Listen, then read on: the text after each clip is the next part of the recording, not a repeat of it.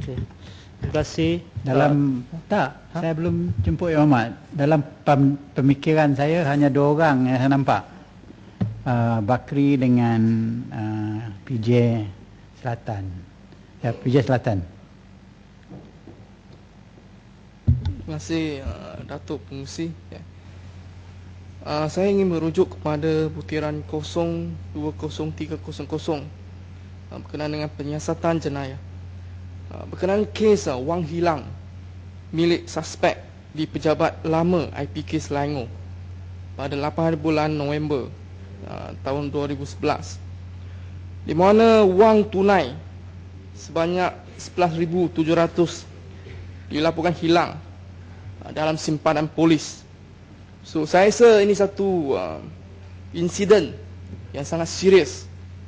Dan adakah kehilangan wang tu suatu yang dirancangkan oleh pihak polis atau pegawai yang bagi melindungi pegawai yang terlibat atau terbabit, dan juga atau ia sebagai satu insiden jenayah? Sebab ini ada satu insiden yang cuba nak hilangkan barang bukti. Ini sangat serius. Dan saya haraplah pihak polis jangan berkompromi dan perlu siasat siapakah yang sebenarnya terlibat yang menghilangkan bahan bukti berkenaan. Yang kedua, kes peragut yang berlaku di kawasan Petaling Jaya Selatan, terutama di Petaling Utama, Jalan PJS 1/52, di mana saya dapat banyak aduan penduduk komplain tentang banyak kes peragut berlaku di kawasan itu. Dan juga di sekitar Taman Buana Perdana PJS 3, Taman Medan Baru PJS 3 juga, dan juga Seksyen 17 PJ. Banyak laporan sudah dibuat. Saya pun sudah tulis surat kepada OCPD. Tapi banyak lagi kes yang kita terima. Masih sampai sekarang banyak kes-kes yang belum selesai. Dan saya mencadangkan supaya polis tingkatkan rondaan di kawasan itu. Dan juga saya minta supaya pihak OCPD hantar lebih banyak tenaga polis di kawasan itu. Dan saya selalu nak buat dialog dengan penduduk.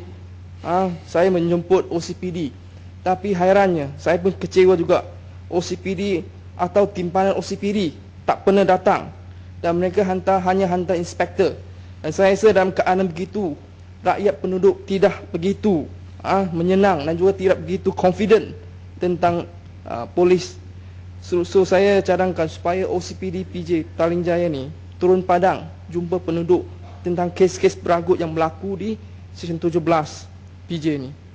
Dan ketiga, tentang butiran 040200 kawalan imigresen di tempat Seksyen 17 Padang, di antara Jalan 17/27 dan juga Jalan 17/29.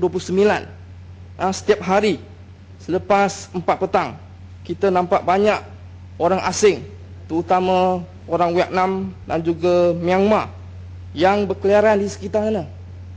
Macam satu tempat tumpuan harian untuk mereka. Selalu berjerit-jerit dan ada berlaku kadang-kadang lawan satu sama lain.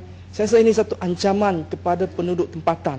So saya haraplah pihak imigresen dapat mengambil tindakan yang, sebab saya nampak ada orang asing yang sudah di sana bekerja 10 tahun lebih dah, masih dapat permit, dan juga mereka bawa isteri-isteri, anak-anak yang masih kecil. Saya tak tahu adakah ini satu kemasukan yang diizinkan. So saya harap pihak imigresen dapat siasat keadaan ini. Dan juga last, tentang rujukan 040200 kawalan imigresen. Saya dapat aduan juga rakyat negara China yang masuk ke Malaysia. Semasa mereka tiba di imigresen, mereka diminta tunjukkan adakah ada wang tunai 4,000 atau adakah tiket kapal terbang balik. Kalau tidak, mereka akan disekat. Kadang-kadang disekat 24 jam dan minta tunjuk wang tunai. Kalau tidak, dia akan hantar balik. Saya rasa ini satu, saya tak tahu ni adakah ini satu menurut satu ketetapan yang ditentukan oleh immigration. Dan kalau tidak, saya minta penjelasan apakah kriteria atau juga kita sejak dulu lagi kita mengalakkan orang Cina, negeri Cina atau negara lain untuk masuk ke Malaysia. Tapi dalam keadaan ini macam kita sekat orang luar masuk ke Malaysia.